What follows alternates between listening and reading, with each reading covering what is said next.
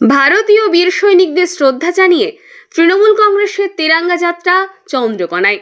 নমস্কার, সংবাদ পাঠে আমি অরিত্রী মণ্ডল, রিপোর্টে বুবুন পাল, পশ্চিম মেদিনীপুর। কাশ্মীরের পেহেলগাঁওয়ে জঙ্গি হামলার পর অপারেশন সিন্দুরের মাধ্যমে পাকিস্তানকে যোগ্য জবাব দিয়েছে ভারতীয় সেনাবাহিনী। 22 এপ্রিল সংগঠিত এই জঙ্গি হামলার পাল্টা প্রতিক্রিয়ায় ভারতীয় সেনারা গড়িয়ে দেয় 9টি জঙ্গি ঘাঁটি। পরবর্তীতে পাকিস্তান ড্রোন হামলার মাধ্যমে প্রতিশোধ নিতে চাইলে সেই হামলাও ব্যর্থ করে দেয় ভারতীয় সেনাবাহিনী। এই প্রেক্ষিতে ভারতীয় সেনাবাহিনীকে শ্রদ্ধা, কৃতজ্ঞতা, অভিনন্দন জানাতে আজ রবিবার বিকেলে চন্দ্রকোনা থেকে কালিকাপুর পর্যন্ত তিরঙ্গা যাত্রা অনুষ্ঠিত হয়। ছোট পথসভা অনুষ্ঠিত হয়। হাতে তিরঙ্গা যাত্রার পতাকা হাতে নিয়ে অংশগ্রহণকারীরা দেশপ্রেমের বার্তা ছড়িয়ে দেয়। এই কর্মসূচিতে ছিলেন রাজ্যের মন্ত্রী শিউলি সাহা, প্রাক্তন মন্ত্রী IPS হুমায়ুন কবির, দাসপুরের বিধায়িকা মমতা ভূঁইয়া। সমগ্র কর্মসূচিটি চন্দ্রকোনার বিধায়ক অরূপ ধারার ব্যবস্থাপনায় অনুষ্ঠিত হয়। প্রধান বক্তা ছিলেন পিংলার বিধায়ক, ঘাটাল সাংগঠনিক জেলা সভাপতি অজিত মাইতি। পাশাপাশি খড়ার পৌরসভার উদ্যোগে মিছিল সহকারে বীর সৈনিকদের প্রতি শ্রদ্ধা জানানো হয়। ভারতবর্ষকে রক্ষা করে তাদেরকে আমি বক্তব্যকে দীর্ঘায়িত শুধু দুটো কথা বলে বলবো, ভারতীয় সেনা ভারতবাসী কারোর ব্যক্তিগত সম্পত্তি নয়।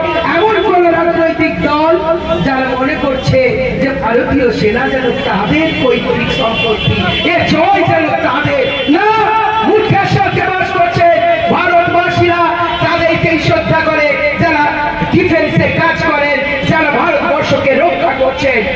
বিরোধী দলরা বেরিয়ে পড়ছে, বল আমার কিছু আপত্তি নেই, কিন্তু এই জয় সবার জয়, আমরা তাই তাদেরকে শ্রদ্ধা জানাই। ভারতীয় সেনা আগেও পরিচয় দিয়েছে, এখনো পরিচয় দিচ্ছে, আর আগামী দিনও দেবে। যে ইন্দিরা গান্ধীর সময় আপনারা দেখেছেন, তার কথা অনেকে আজকে দেখছি সোশ্যাল মিডিয়ায় বলছে, কারণ ইন্দিরা গান্ধীর সাহস, তার দৃষ্টিভঙ্গি। দেখবেন ওই দুই মহিলা, তাদের নিয়ে সারা ভারত গর্বে বুক ফুলে উঠেছে। এবং তারা কারা জানেন?